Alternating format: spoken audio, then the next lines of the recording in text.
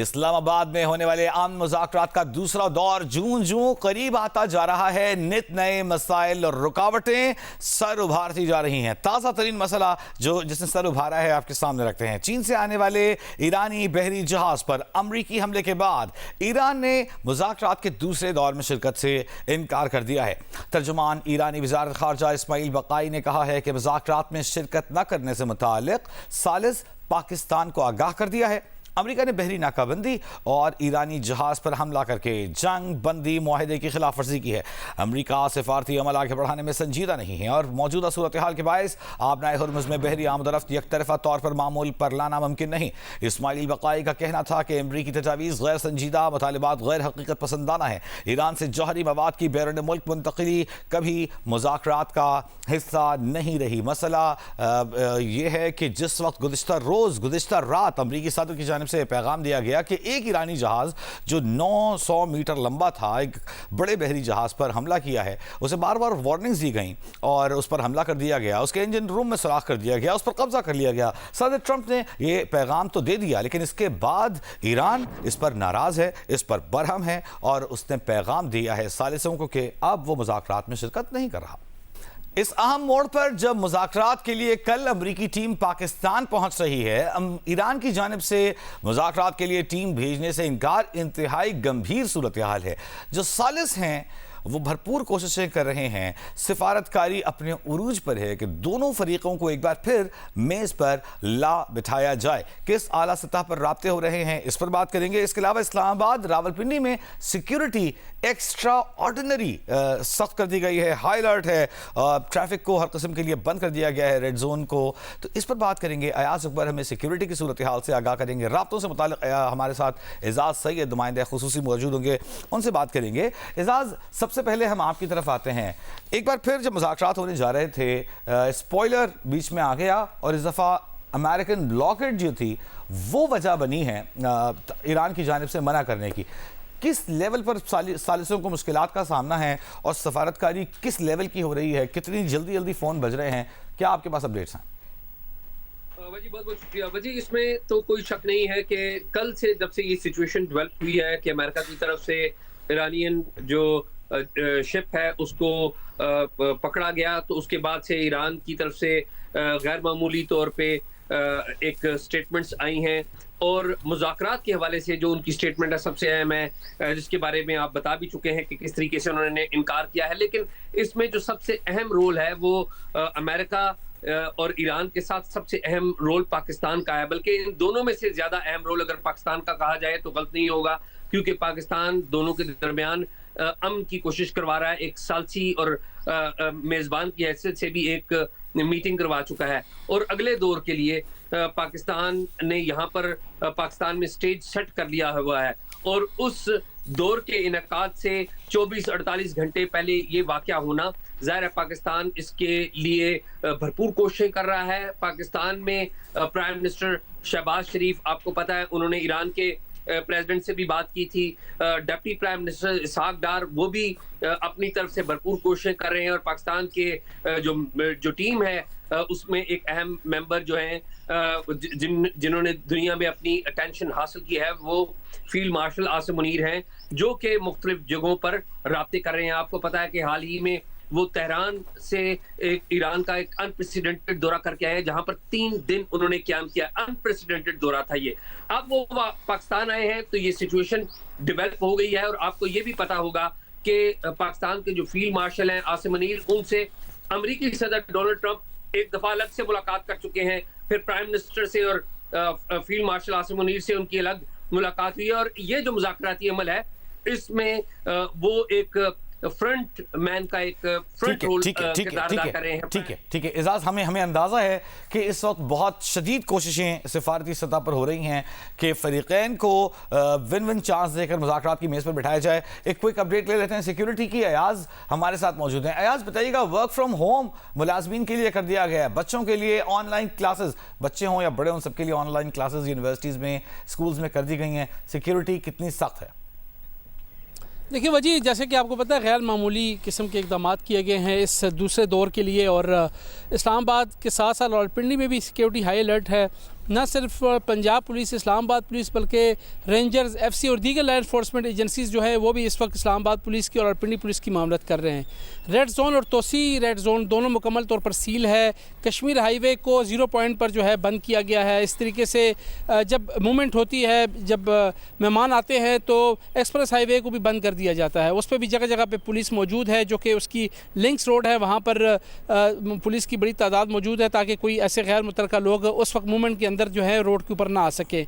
मेहमान कल भी काफ़ी तादाद में पहुँचे थे और आज भी तकरीबन 2 फ़्लाइट्स जो है मेहमानों की यहाँ पर पहुँची है, जो कि वफूद जो है एडवांस पार्टी है वो वहाँ पर पहुँचे हैं। साथ साथ स्कूल जो है वो आज ऑनलाइन थे। जी जी जी जी अयाज, हम आएंगे। एजाज, बहुत शुक्रिया आपका। ये दोनों हमारे नुमाइंदगान खुसूसी अपडेट कर रहे थे। हमारे पास बार बार ये अपडेट्स मौसूल हो रही हैं कि आला तरीन सतह पर सिफारती कोशिशें जारी हैं। सीनियर सहाफ़ी तजज़ियाकार शाहज़ेब खानज़ादा हमें ज्वाइन कर रहे हैं। शाहज़ेब, आपकी तरफ आएंगे। हमें बताइएगा कि कितनी अहम सिफारती कोशिशें इस वक्त जारी हैं। सिफारती कोशिशों के हवाले से ऐसे मौके पर जब ईरान की जानिब से लास्ट मोमेंट पर रिफ्यूज़ किया गया है अमरीकी खिलाफ वर्जियों के बाद। भाजी, हमारे आला तरीन ज़राए में ये बता रहे हैं कि मुज़ाकरात ऐसा नहीं है कि ऑफ ट्रैक हो गए हैं। मुज़ाकरात अभी भी ऑन ट्रैक हैं। और वो साथ में ये भी बता रहे हैं कि जो पब्लिक पोस्टरिंग है ये ज़ाहिर एक मसला बनती है। जब ईरान की तरफ से कहा जाता है कि हम स्ट्रेट ऑफ होर्मुज़ खोल रहे हैं तो सदर ट्रंप विक्ट्री दिखाने के लिए और अपनी जो ऑडियंस है उसे सेटिस्फाई करने के लिए ये कहते हैं कि हाँ जी, बाकी सबके लिए खुल गया मगर ईरान के लिए हमने नेवल ब्लॉकेड किया हुआ है। तो जाहिर है ट्रंप सोशल मीडिया पर विक्ट्री डिक्लेयर करना चाह रहे होते हैं। मगर जब आप अपनी विक्ट्री डिक्लेयर करते हैं तो दूसरे की हार भी डिक्लेयर करते हैं, और जब दूसरे की हार डिक्लेयर होती है तो दूसरा अपनी डोमेस्टिक ऑडियंस में कमजोर है। और ईरान में ज़ाहिर है आयतुल्लाह अली खामनाई की शहादत के बाद इस वक्त एक गैप मौजूद है। हमें नजर आया कि जब अब्बास अराक्ची साहब ने ट्वीट किया स्ट्रेट ऑफ होर्मुज़ खुलने का और उसके जवाब में ट्रंप साहब ने ट्वीट कर दिया ब्लॉकेड ईरान के लिए बरकरार रहेगा, तो हमें जो नीम सरकारी एजेंसी है उसके जो बयानात थे उससे नजर आया कि ईरान में भी लीडरशिप में फॉल्ट लाइन मौजूद हैं और उन्हें भी अपनी पूरी लीडरशिप को सेटिस्फाई करने के लिए पब्लिक पोस्टरिंग है। तो इस वक्त दोनों तरफ से जब पब्लिक पोस्टरिंग हो और सदर ट्रंप अपनी विक्ट्री डिक्लेयर करने की कोशिश करें तो ज़ाहिर ईरान कोशिश करता है कि वो भी अपनी जो इस वक्त फॉल्ट लाइन्स हैं उन्हें पेसिफाई करने के लिए या फिर अपने अवाम को मुतमईन करने के लिए एक विक्ट्री डिक्लेयर करने की कोशिश करे। तो दोनों तरफ से ये हो रहा है। मगर हमें हमारे जरा ये बता रहे हैं कि इस वक्त मुज़ाकरात ऑन ट्रैक हैं, मगर उनके ऑन ट्रैक होने के लिए और मजीद आगे बढ़ने के लिए और ईरानी वक्त के पाकिस्तान आने के लिए ये बहुत ज्यादा लाजमी है कि नेवल ब्लॉकेड खत्म हो। क्योंकि अगर स्ट्रेट ऑफ होर्मुज़ बाकी सबके लिए खुली है, बात तो यहाँ से शुरू हुई थी कि सदर ट्रंप ने कहा था कि स्ट्रेट ऑफ होर्मुज़ खोलो तो हम मुज़ाकरात करेंगे और आगे बात बनेगी। आप ये कह रहे हैं कि मुज़ाकरात में अमन होने से पहले, अमन मुआहदे के दस्तखत से पहले हर फरीक ये चाहता है कि वो ये बाद में दावा कर सके कि आखिरी मुक्का तो मैंने लगाया था। जी, और हमारे ज़राए वजह हमें ये बता रहे हैं कि उम्मीद यही है कि मुज़ाकरात होंगे, मगर उसके लिए पूरी कोशिश की जा रही है कि इस बात के लिए मनाया जाए कि ये जो नेवल ब्लॉकेड है ये ख़त्म हो।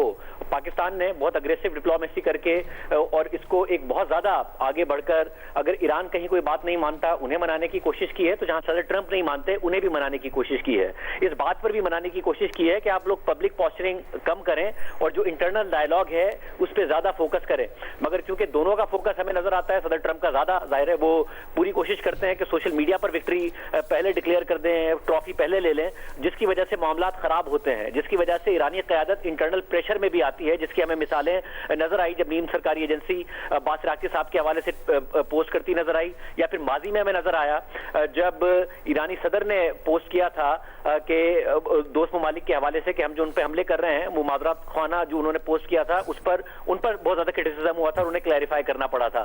तो ईरान के अंदर क्योंकि नुकसान बहुत हुआ है, हमले बहुत हुए हैं, आयतुल्लाह अली खामनाई साहब को शहीद किया गया है, तो वहां पर भी प्रेशर में पड़ जाती है लीडरशिप जब सदर ट्रंप सोशल मीडिया का सहारा लेते हैं बजाय इसके कि बैकडोर जो डिप्लोमेसी हो रही है उसका सहारा लें। तो नेवल ब्लॉकेड एक बहुत बड़ा मसला है, जिस तरीके से सदर ट्रंप के लिए स्ट्रेट ऑफ होर्मुज़ बहुत बड़ा मसला था। और अब ये नजर आ रहा है कि जब ईरान ने स्ट्रेट ऑफ होर्मुज़ खोला और सदर ट्रंप इसलिए खुलवाना चाहते थे ताकि बैनुल-अक़वामी मार्केट में तेल की कीमतें नीचे आए, मगर जब उन्होंने नेवल ब्लॉकेड अनाउंस किया उसके बाद कल ये भी अनाउंस कर दिया कि उन्होंने ईरान का जो एक शिप है उसको कब्जे में ले लिया है। तो जब मार्केट्स खुली है बैनुल-अक़वामी तो तेल की कीमतों में $5 इजाफे के साथ खुली, $6 इजाफे के साथ खुली, ब्रेंट क्रूड $100 के पास जाता नजर आया। तो और स्टॉक्स नीचे जाना शुरू हो गए, तो नहीं हासिल हुआ और स्टॉक्स नीचे जाना शुरू हो गए शायद बिल्कुल इस खबर के बाद। जी, और अब इस वक्त ज़ाहिर दुनिया पाकिस्तान में भी आज हमने देखा था कि जैसी खबर आई ईरान की तरफ से कि वो नहीं आ रहा उनका वफ्द, तो स्टॉक मार्केट अचानक हमें क्रैश करती नजर आई। मगर फिर ज़ाहिर मार्केट में ये उम्मीद पैदा हुई कि पाकिस्तान डिप्लोमेसी कर रहा है और कहीं ना कहीं अभी अमेरिका में क्योंकि रात है, सदर ट्रंप ने उठना है, वो ये कह के सोए हैं कि उनका वफ्द आएगा ईरान पाकिस्तान ईरान से मुज़ाकरात करने के लिए। जब उठेंगे तो पता चलेगा कि ईरान ने कह दिया कि नहीं जी, जब तक नेवल ब्लॉकेज का मसला नहीं हल होगा तो हम नहीं आ रहे हैं।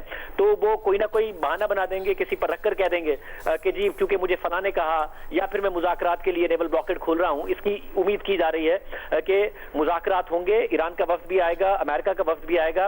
बड़ी जो सोशल मीडिया की वॉर है ये ईरान में भी इंटरनल प्रेशर्स क्रिएट करती है, जिस तरीके से सदर ट्रंप विक्ट्री डिक्लेयर करने की कोशिश करते हैं। इसलिए उन्हें अपने आप को रोकें या फिर नेवल ब्लॉकेज खत्म करें तो फिर बात आगे बढ़ेगी, मुज़ाकरात ऑन ट्रैक नजर आते हैं। ठीक है, बहुत शुक्रिया। सीनियर सहाफ़ी तजज़ियाकार शासिब खानज़ादा हमारे साथ मौजूद थे और उन्होंने कहा कि उनके ज़रा ये खबर दे रहे हैं कि मुज़ाकरात ऑन ट्रैक हैं, वक्त पर होंगे, लेकिन सोशल मीडिया पर जो पोस्टरिंग हो रही है ये नुकसान पहुंचा रही है।